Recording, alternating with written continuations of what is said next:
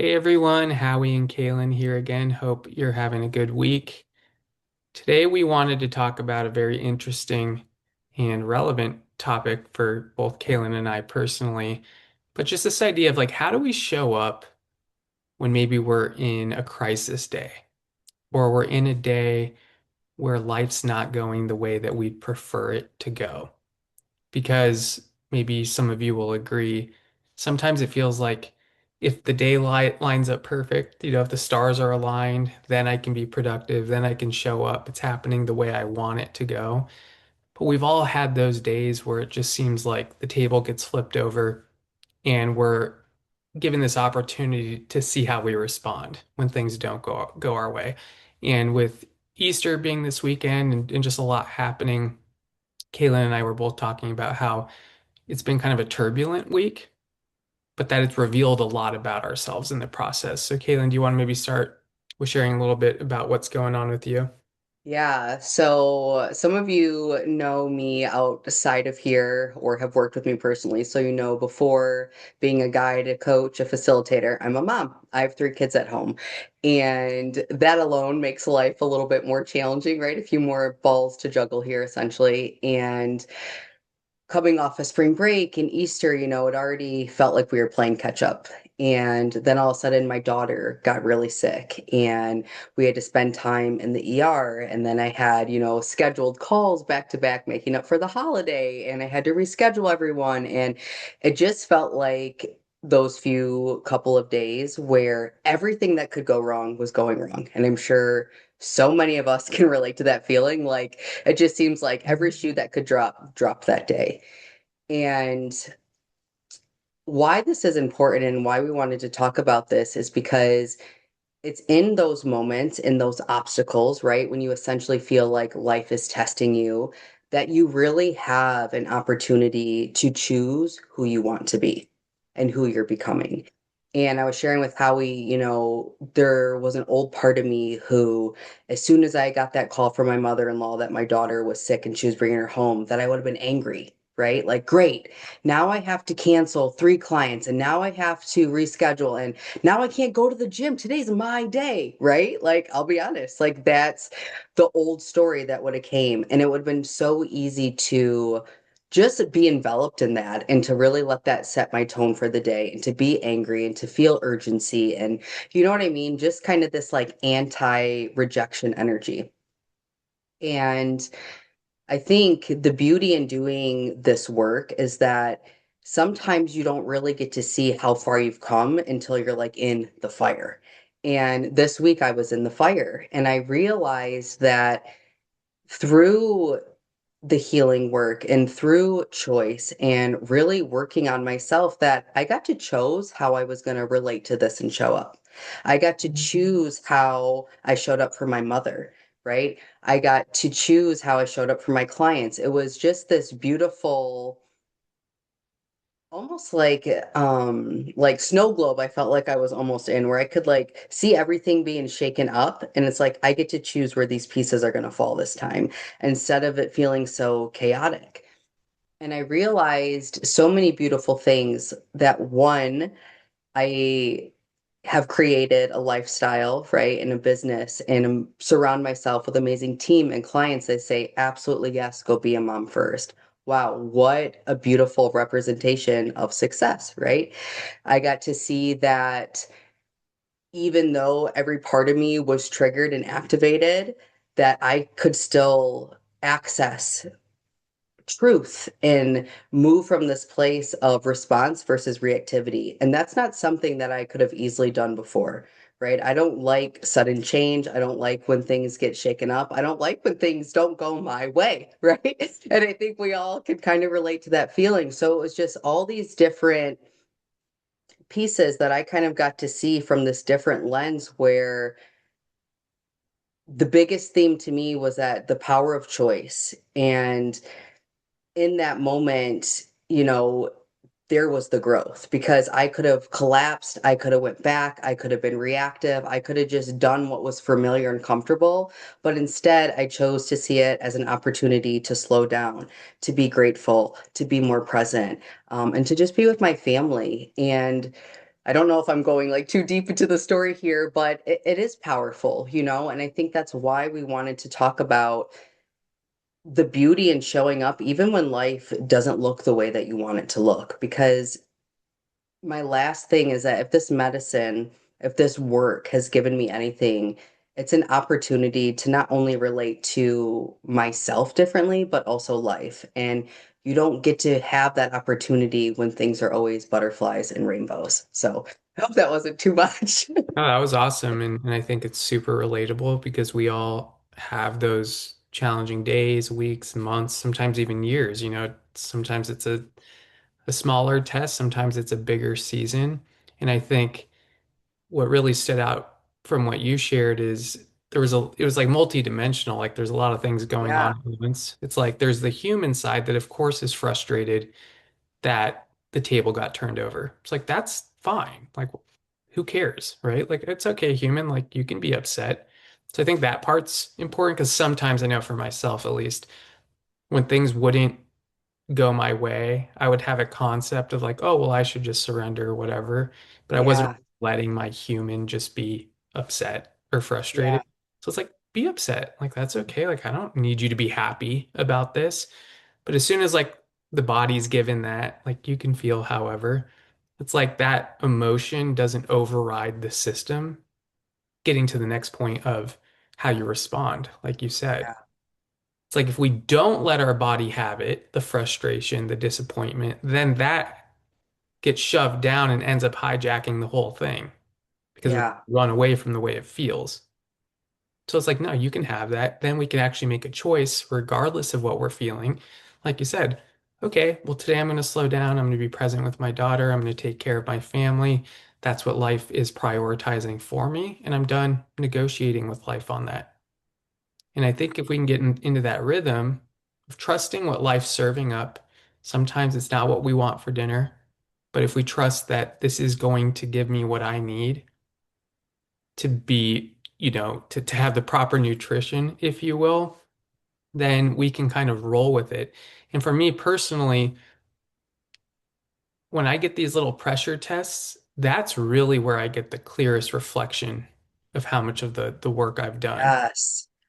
It's not that hard when everything's going hunky dory. Yeah. I wanna Believe. piggyback on that because this concept came to me during this too, because yes, like how he's saying, I'm not going to act like there wasn't that like moment of activation. I was activated. I was frustrated at first. It was that moment like crap, right? And there was still this element where I could feel activated, but still resourced in myself enough, excuse me, to choose. And I think the important thing to highlight here is this work isn't always so much about what you're choosing, but what you are no longer choosing and what you are no longer available for. And it was like in that moment, even though I was activated and frustrated and everything in me was like, yeah, explode, get angry, it was like, no, I actually am not available for that anymore. And that's not a representation of who I want to be and how I want to show up. So it's like no longer choosing what's familiar and taking a minute to be like, okay, what would feel more aligned for me? What puts me closer to the type of experience or person or whatever it is that I wish to become? And it's just that even small piece of presence and awareness and taking that pause before doing what your body would always kind of default into doing. That's growth. And even if in that moment you're like, this doesn't feel like growth, this feels terrible. It's like, no, you still slowing down enough to feel terrible and not be reactive is the biggest testament to your growth. Like how he's saying, it's you don't really get to see the beauty or the transformation when you're just on this high, wave. You're just like surfing, like things are great, but you don't really get to experience yourself until like you're put back in the fire. And like this is really what transformation is all about. Exactly. And we don't need to associate like being on the waves, surfing high on life as like we're doing it right. Yeah. A lot of the time it's like, oh, my life was going so perfectly and now I have a day of crisis and what did I do wrong? It's like it's not about that. Like you're not in control of what life serves up. You're just not. Sometimes it aligns with what you want, sometimes it doesn't. And I think we could all agree with that. There's certain Yep. things that life gives us that we don't want. And there's certain things that we experience that we do want. But that has nothing to do with who you are. But I think a really important point that you brought up around the letting your body feel it, it's like if you let your body have the experience emotionally and you're not looking at it through a lens of, sitting on the pedestal and like you shouldn't be feeling this way because we're beyond that. It's like your body has lived its life. It's been through a lot. Like let it have its process. Let it be frustrated. Let it be annoyed. Let it be disappointed. Okay, let's have a moment of just being disappointed. Now, what do we want to do from here? How do we want Yeah. to respond? Now that we're not fighting the body, we're not fighting life, but we do have agency in what we choose to do from that point. So liberation isn't about every day being rainbows and unicorns. It's the knowingness within yourself that you can respond consciously no matter what life serves up. And I think this ties in really nicely with ketamine because sometimes with ketamine, we tap into these really expansive states. Maybe we Hmm. were struggling for a while and we're feeling a lot better. That's great. Like we need to honor that and enjoy it. But this happens in cycles. This happens in a rhythm of ebb and flow. So the Yeah. more we can be prepared for tough days, not taking it as a moral failure, but like, hey, how am I going to show up on those days that are tough? How am I going to show up on those days where school calls and my kid's sick, right? And I have to get out of work. Like, how am I going to show up on that? Do I have a plan? Not in a plan to control the way we feel, but in a plan in how are we going to respond to different situations. So Yeah. this is that idea of structured surrender that I know we've talked a lot about. But with ketamine, if we can enjoy the expansive states, enjoy the feeling better, but also understand that we're still going to have crappy days. We're still going to have days where life really tests us. Wonderful. That's where you really get to see how much you've grown. Is there anything Yeah. you wanted to add to that? I don't know why, but I keep thinking about like the element of consistency in this work. And it's something that comes up a lot surrounding like integration and like how I'm going to feel every day. And I think something to keep in mind is that it's not always going to look like this every single day, right? It's not going to be that it's constantly the same or that you're showing up the same, but it's like, can I still be devoted or, commit myself to showing up every day despite it, right? Kind of like you're saying, like, we don't get to really pick. And I think there is kind of almost like, I don't want to say like illusion because it's real, but if you haven't felt well in a very long time and then you start this therapy and you're kind of riding this high, you kind of start to think that you're going to be like high and feeling this good every single day. And it's not to say that you're not going to have like a higher baseline that you're operating at, but life's still going to happen, right? Your kid's still going to get sick. There's going to be a loss. Maybe you lose your job. Maybe there's a financial crisis. And it's like, how can you begin to become so resourced or committed and devoted to who you're becoming that you can still meet life when it shows up in that type of way? And I think so much about this too is kind of like the meaning that we place on things from years of coaching, what I've noticed is so much of people's suffering or resistance really comes from what they're making something mean, right? So, like my daughter being sick, I could have made it mean that it was going to ruin my whole entire day. That now my whole entire week was going to be off. You know what I mean? That I was going to lose clients because they were going to be mad I had to cancel, right? Like I could have put all these stories and meanings that would have made that day an extreme suffering for me, right? I would have suffered tremendously. And instead, being conscious and getting to choose how I respond and show up, I get to pick a different meaning and one that's going to feel good. Wow. You know what? I get an extra day to slow down and just get to hug and love and snuggle my daughter. And she's 3 and wild, so she doesn't always want to do that anymore. Sick cuddles are the best if you're a parent, you know what I'm talking about. You know what I mean? Again, I got to have such great appreciation for the type of team that I'm on and the clients who are in my world who say, "Oh my gosh, absolutely, please go take care of her and get back to us when you have a moment." That's such a beautiful thing, right? God, I'm so blessed to have these type of clients. You see what I mean? So, same day, but a few completely different perspectives or meanings that I placed on it that completely change my embodiment and experience of it. And I think this is the beauty of really working with this type of medicine because it does give you like this new set of goggles that you get to see life differently. And it's like, wow, I never even got to like think about something like that in this way. And actually, that feels way better. Let me actually live life from that lens.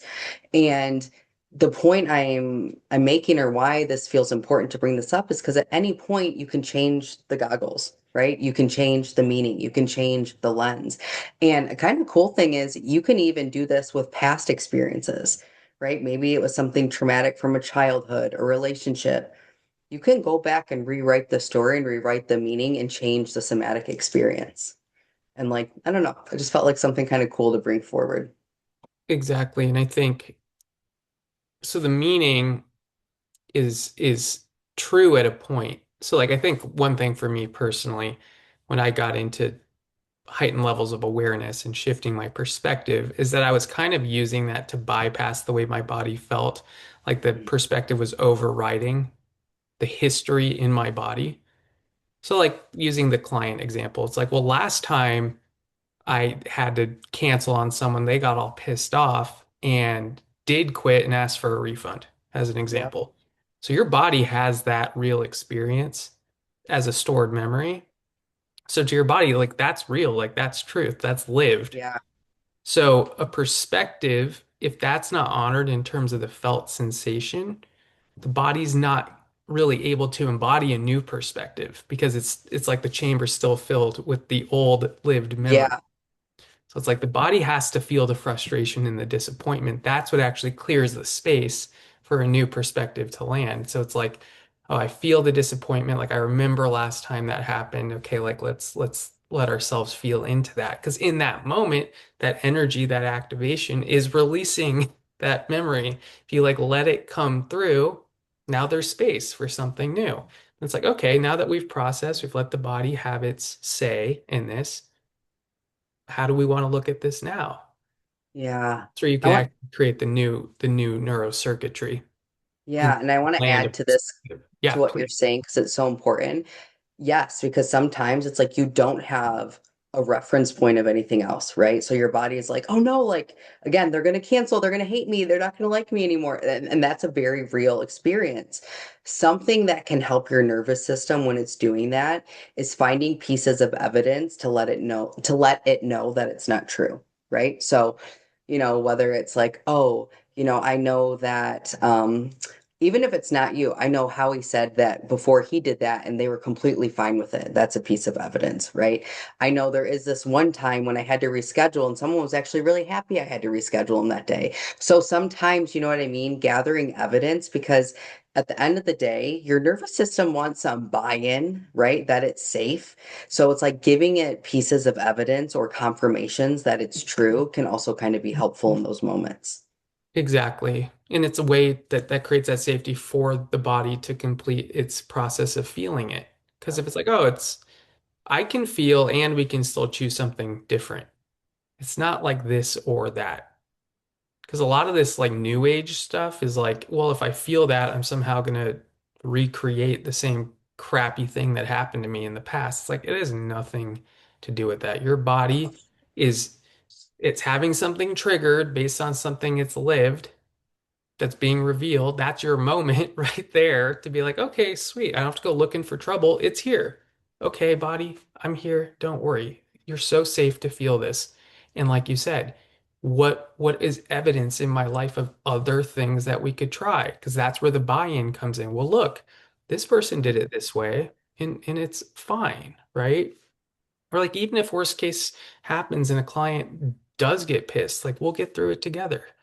So it's like there is kind of that pep talk part There after the is. body is allowed to like throw its little hissy fit. Because again, this is how space is actually created in real time. So the more we honor when we're activated, it's like, oh, this is something in real time being exposed in my system. I can deal with it now, or I can keep shoving it down or running away from it and deal with it later, which is what most of us do when we're in survival.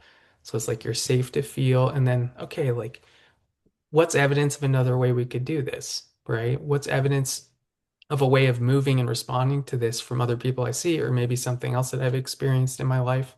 Oh, I remember that one time where I had to call in, take a day off from work because my kid was sick and everything worked out fine. So totally to your point, I think that's so helpful in kind of coaching up your system like that it's going to be okay no matter Yeah. what. We don't have to let the past determine how we respond in the present. Yeah. That interesting honoring of both. And I know it sounds kind of contradictory sometimes because we get It bogged is a little into, bit. yeah, it is. It's a paradox, Yep, but it both really are is. true simultaneously. It's like your body's lived something real. It's not freaking out for no reason, right? It's like this Yeah. is what's true for me. So how am I supposed to just get over it? Like I need to heal from this through feeling it. And once Yeah. that process is complete, now what do we want to do? Yeah, and it's so funny too when you talk about like the whole new age around like always like feeling good and not feeling the bad things because, you know, and the caveat, this is not going to sound like the most trauma informed thing. And I know because I'm a trauma somatic practitioner, sometimes you have to just feel whatever, feeling activated, feeling feared, feeling angry, and still move. And still move because there's a difference in having activation and having an energetic baseline, right? There's a difference in that. And sometimes the only way to normalize or stabilize a new behavior, a new way of being, is doing the thing while being extremely activated, right? And again, this takes practice, right? This isn't something you just jump in head first to, but there comes a point when sometimes the only thing that's keeping you from your evolution or expansion is you avoiding being uncomfortable, right? And I 100%. think I think that through this work, one of the things now that I get excited about are seasons where I feel extremely uncomfortable, when I feel extremely unstabilized. And before I would have seen this and felt like, oh, I'm doing something wrong, this is bad, when really I'm like, oh, my body is stabilizing to a new reality, to a new capacity, to a new environment, to a new frequency. And I just feel uncomfortable because I've never been there before. And it's kind of like, again, like this paradox or nuance where it's like you have to start becoming so uncomfortable being, or being comfortable being uncomfortable, right? And like allowing yourself to do that because there's that edge of growth, right? There's that edge of evolution, of transformation. And again, it's not that it has to be this black or white, this or that. Yes, we can create safety and resources and support ourselves through this. And simultaneously, if you're waiting for this perfect storm to always feel good and to never be activated or triggered, like you're going to miss it. You're going to miss the whole human experience and really the totality of what it means to be alive. You'll be waiting till you die, Yeah, literally. There's you're going to be not, dead. And then yeah, you're God's going gonna to say, move. do it Yeah, again. You yeah. failed. And it's so weird once you can really land this of like, oh, I don't have to feel any way to act how I want to act. Yeah. Like they're not the same thing. Yeah. And I fell hook, line, and sinker from this idea of I had to make perfect steps and perfect actions from perfect alignment and always feeling, high vibe. And it's like you're just policing yourself and there's so much pressure and it's just exhausting. It's like a helicopter parent. It's like, get off my ass for 2 seconds. Like, this is so neurotic versus like, okay, what choices generally feel more supportive? Hmm. I think it's a better way. Like, does this feel generally more supportive, this choice or this choice? Yep. Like, and you just pick one, but we're not like demanding 100% certainty that it's going to be supportive. It's like, just does it generally feel more supportive to go get some sunlight if I've been inside all day? Yeah, generally that feels more supportive. It's not a guarantee that I'm going to feel better, but generally I do, right? If I get a little time outside after being inside, generally I feel a little better. Sweet. If I'm thirsty, generally, if I drink water, I'm going to feel better. We overcomplicate this so much because we make it so black and white.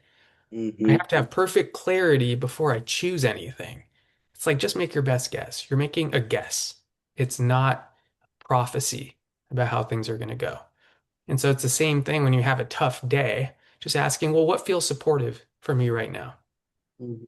And going back to the example with your daughter of needing to go to the ER, sometimes the way life situates itself is like the things that are of really high value, like your kids, it almost forces you in a way to where it's like, well, you're going to have to go to the hospital, activated, peaceful, whatever. Like it doesn't matter. You're going. So you can choose how you're going to relate to this whole thing, but you're in. Like you're going and there's no time to think about clarity. Like Yeah, you are in motion. So what was really cool about what you described is being able to still find that pause, still choose like here's how I want to show up in this, still giving yourself permission to be human and be annoyed and whatever. But like, wow, I was allowed to be annoyed, and because I was allowed to, I was actually able to choose how I wanted to respond past that little hissy fit. And wow, the day actually ended up being really beautiful because I got to spend quality time with my daughter in a way that she usually isn't. And she's 3, and like, I'm not going to get that time back. Like, how amazing. And I saw how awesome my clients are. But that opened up because you responded in a way that was like, you know what? I'm going to roll with this.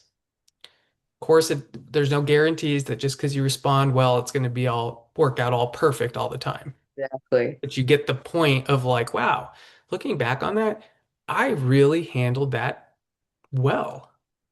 I didn't abandon myself. I didn't shame myself. I just let it happen and here we are.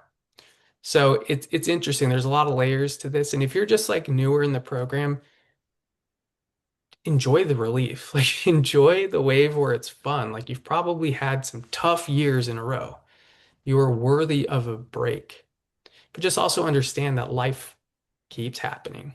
We don't go from a place of eternal suffering to just eternal happiness. You end up finding a balance point of some days are easy and some days are hard. So what?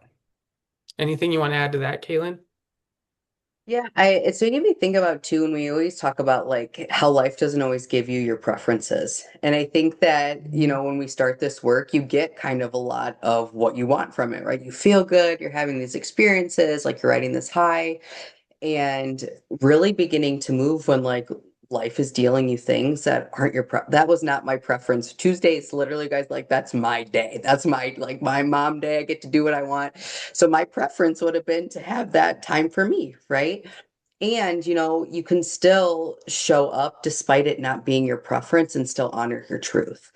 And I think the cool thing is too, when you've been kind of in this space or in the healing work for a while, you begin to notice that when you can start relating to those windows of activation or your triggers in that different place of choice, of response, of power, well then it's like you can actually have that moment of activation, and it can be activating, yes, and it doesn't have to derail your day or your week or your month, right? You're able to ebb and flow so much more quickly, like within that activation than previously, before, when you're like, well, things are butterflies and rainbows, they're great, now this happened, and then you hit a huge low, right? So it's almost like you're expanding the capacity in your nervous system to toggle in between these states of, here's my baseline, here's activation, here's kind of rest. And, what we learn is that a healthy nervous system looks like this.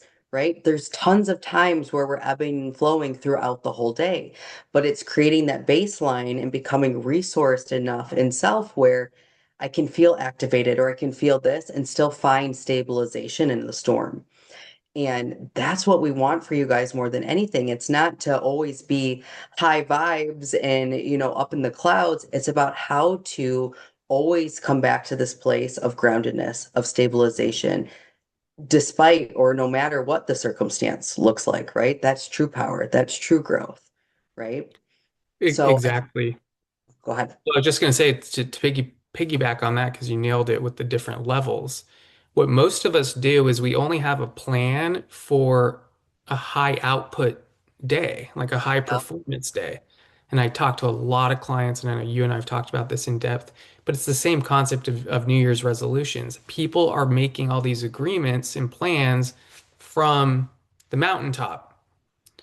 They don't factor in, like Kaylin said, that it's more like a sine wave like this is how energy works. So you're making all your agreements just from the top of the wave. Yeah. And then once the wave turns down, everything falls apart because you don't have any contingencies built in. Yeah. So you have high capacity days. So these are days where you feel great, you feel creative, you feel very externalized. Like, I want to give, I want to make something, I want to go work out hard, whatever. I want to go socialize. Then you have days that are very introspective. Like, I need to prioritize rest and hydration and maybe gentle movement, but like days to recharge your batteries. You might still have work or being a parent or whatever it is, but you have less energy. So it's like, okay, if my energy is going to go towards those things today, the rest of my time needs to be replenishing energy. It's not a high output day.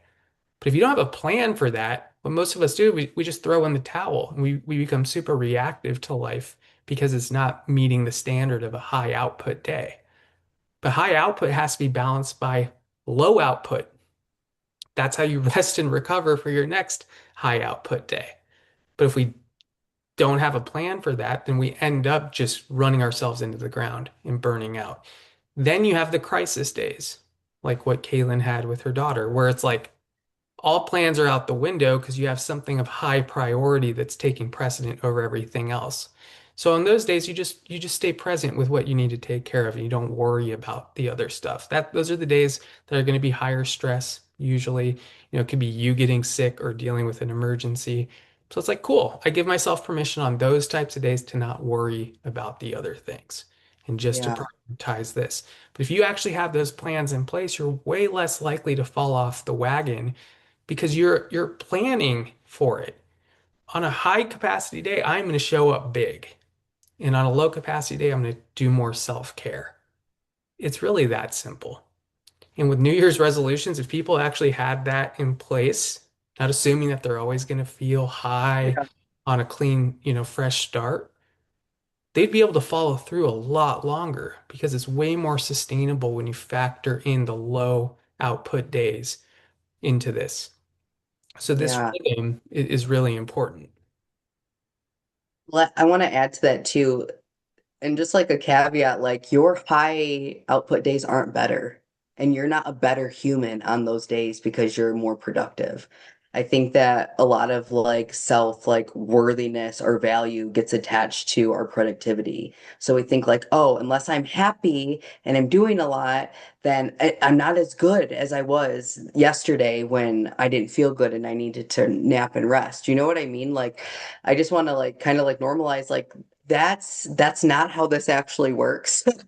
No. You are the same level of importance, good, valuable, whatever it is, on the high input days as you are the low input days. And they're cyclical and they're all necessary. And it's such a deeper invitation into your body, your own energetic rhythm and kind of like radiance and what you need to be resourced, right? Like for me, I spend a lot of like time like in the yin, like in the feminine, where I'm either like meditating or I'm doing, self-care or times where I'm really introspective. And that looks like probably to the outside that I'm not really doing anything during that time. And those days are so absolutely necessary for me to show up and do this type of work with you guys and with my clients. I wouldn't be able to do it if I didn't.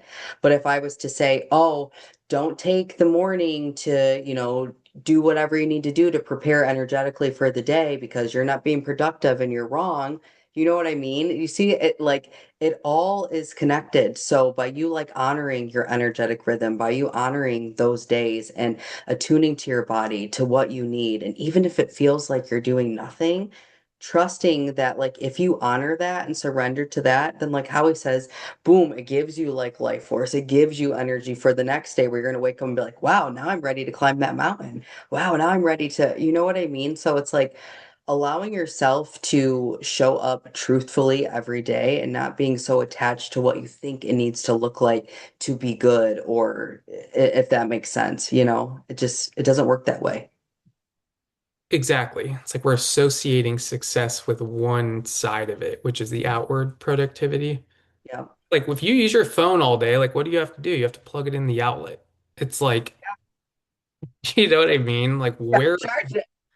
so there's a few things that I think are important that I know when I talk about this, these are questions that come up. So one is, well, I am like doing nothing, but I don't feel recharged, right? So you have a lot of people, it's like I literally sit around doing nothing all day. So there's a difference between choosing things that are nourishing to you, like self-care, and then just reacting by doing nothing because you don't have any structure. And this is when Right. people start to worry about you because they're like, you're just giving up on life.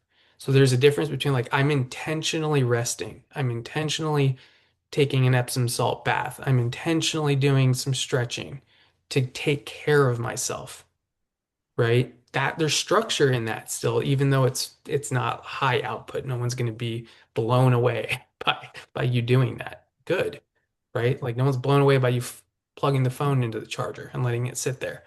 So it's the structure around it. It's choosing it. Because if you just are like, well, I don't feel energetic today, so I'm just going to kind of drift through the whole day, that's the opposite end, and you're actually resisting the rest. So you might be doing nothing, but inside you're fighting it because you're not choosing it. So Yeah. you're not actually charging yourself up. You're actually getting the worst of both. You're doing nothing and you're still depleting yourself. So that's where we get into that like the downward tailspin. So we want to start picking things. Like, okay, I'm low energy, that's fine. What do I do on low energy days? I do X, Y, and Z. I have a plan. It's my choice to recharge. So that's a really Yeah. important concept so that we don't just feel like we're drifting without any structure. Because if we do that, then yeah, we have an existential crisis that I'm not participating, we're not charging ourselves up, and we're not doing anything productive. Yeah. So, and then there was just one other point around the way we set this up. Because if we don't honor the rhythm, like think of it as as working out. You go to the gym really hard. Well, what do you need? A rest and recovery day. Let your body heal, right? Let the muscle build, and then you show up stronger. If you ignore those rest and recovery days, you will injure yourself. And this is why if we try and keep pushing through, we're assigning hyper productivity with success. Hmm. We are building up and we're going to have a major fall down. It's like, cramming. I remember cramming for uh, exams in college. And it's like I'd be pulling Hmm. all-nighters, and it's like you seem really productive if you just looked at those few days in a vacuum. But then the next two Yes. weeks, you're just dead on the couch. And it's like, did I even get any further by doing so much in such a short period of time?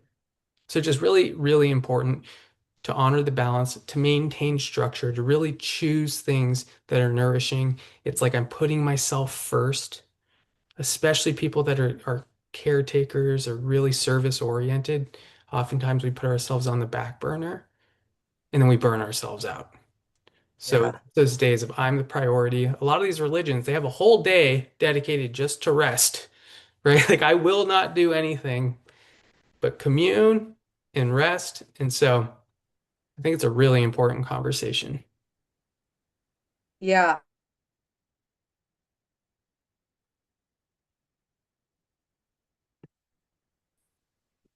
Oh, there we go. I think sometimes too, what can be helpful is I think of it as this concept of like energetic scaffolding.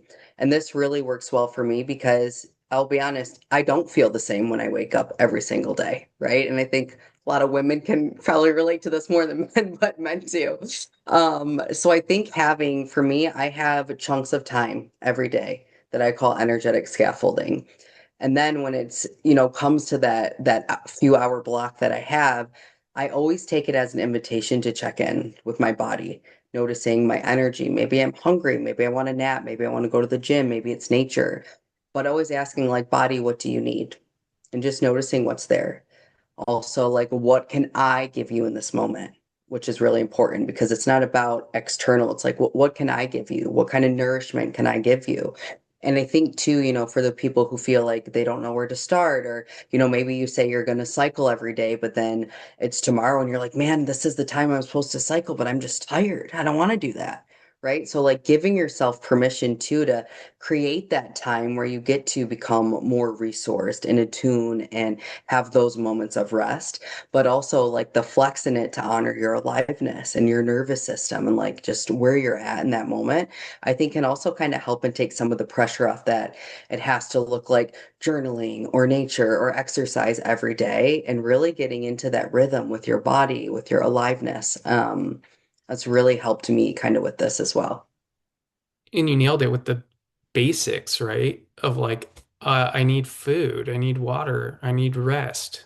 Like most of us aren't even getting the basics right, and then we expect our energy to be stable, Yeah. right? And it's not a guarantee that it's going to be stable, but it's almost a guarantee that if you're not getting the basics right, you're not going to even have a chance it being as stable as it could be. Yeah. So it just starts with the building blocks. Like, am I taking care of myself? Am I hydrating? Am I feeding myself good food? Am I giving myself exposure to nature, exercise, at least prioritizing sleep? Maybe you can't have a great night of sleep, but it's your intention and you're setting up structure to do it. A lot of these things, and I know we've talked a lot about this, but you have to own your side of the fence. And this is Hmm. another really important part because it's like, well, I keep waking up feeling tired. It's like, well, are you taking inventory of what you're doing? Because we have to Yeah. be honest with ourselves, not from a moral place of like, I'm a bad person because I'm doing X, Y, and Z, from a functional place. It's functional failure if you're doing things that deplete your energy and then you're wondering why you feel depleted. That's a Hmm. functional failure. It's not a moral failure. It's just the function is resulting in a net loss. So is that if I care about my energy, maybe I can replace that with something that doesn't have so much of a tax. Hmm. We do have to own that part. Again, it's usually just the basic principles. If you get those dialed in, you are owning your side. You're tending to your garden. And in general, you'll feel better if you do that. Yes, you're still going to have crappy days. Yes, life's still going to be chaotic sometimes. You're still going to have higher energy days and lower energy days because that's a natural rhythm. But as Kaylin mentioned before, your baseline will be higher. So your low Hmm. day doesn't have to be like where you have zero energy to do anything. It might be like, well, on a low Yeah. day, I have 25% of my total energy. And on a high day, I have 75%. And that's so I still have 25%. That's enough to go to work. That's enough to take care of my kid. But it's not going to be enough for a lot more than that in terms of external things. Yeah. So getting back to the basics, and I do think as I get that question a lot, it's like, well, I know that I'm affecting my own energy, right? Like, is it just life that's making me feel like crap? Well, it's like, well, did you drink all last night? Like, because if you did, Did you sleep? are you up till 5 a.m.? Because Oh if you my did, gosh. that's not a moral failure. You're not a bad person for doing that. It's just you have to take honest inventory. I know this Yeah. behavior is not supportive of my body and my energy. What could I replace it with? And again, replacing being a key or replacing a function here. So rather than being on my phone till 5 a.m., what could I do instead? Yeah. So I think this is really important so that we're not just totally like life's just beating me down. It's like I tended to my garden and shit still happens. That's true. Welcome to life. Welcome to life. Oh, I love it. Well, I feel like this has been a really good conversation. And just to like tie some of it up in a bow too, I think the big things for me that I would want people to take away is really just your power and choice. And really that power of choice to create your reality. Because again, we can't always have a preference or choose what's happening around us, but we always have power in who we're choosing to be and how we're choosing to show up. And sometimes, again, this looks like so much about what you're no longer choosing and what you're no longer available for, even more than what you're saying yes to. It's like, where can you begin to say no? Where can you begin to be radically honest about who you are and how you're showing up and really like look at where's my power in this? Because if you're showing up in that way and you're honoring where your power is at and you're choosing who you want to be, so much of the things that feel intense or activating are going to naturally dissipate by just you responding and relating to it in a different way. And it's like the more that you do this again, the more that it becomes your new norm, the more that it will become your baseline. It's okay to feel activated and to still move, right? It's okay to honor your body, right? It's okay to have a human experience that looks like this throughout the day, right? But at the end of the day, you get to always choose what you're making it mean. You get to choose how you're going to show up. You get to choose how you're going to respond. And this is the beauty of this work that we're doing. And if you ever feel like you are grappling with something and you're like, I feel like I'm doing all the things and it's still not working, that's why we have the community. That's why we have the support coaches within it. Come to the coaching calls, drop your questions, get on a one-on-one call. Like there's so many avenues for you here to get support. Like please use them because that's all we want for you guys. Exactly. And I think you tied that up perfectly. One thing I'll just elaborate on with what you said about choice. This isn't about being neurotically perfect in any of this. Again, if you can think of like in terms of what is generally supportive, it's going to be a lot easier because you don't have this pressure that you have to be some monk, right? That never feels anything. It's like I'm human, I'm stressed, but like what feels like a way I can support myself in the way I feel right now and still move forward. That's it. Like some ideas will pop in. I'll pick this one and you just go. The less pressure you have on yourself in this process, right? Take accountability where you can, of course. Surrender to what you can't control. But again, this is a journey, right? We're not here to nail it 100% and then what are you going to do the rest of your life, right? So enjoy the process. Like Kaylin mentioned, we'd love to see you guys on the group calls. Keep sending in your questions and it's been fun. Fun chatting, Kaylin. Fun chatting with you too, guys. See you next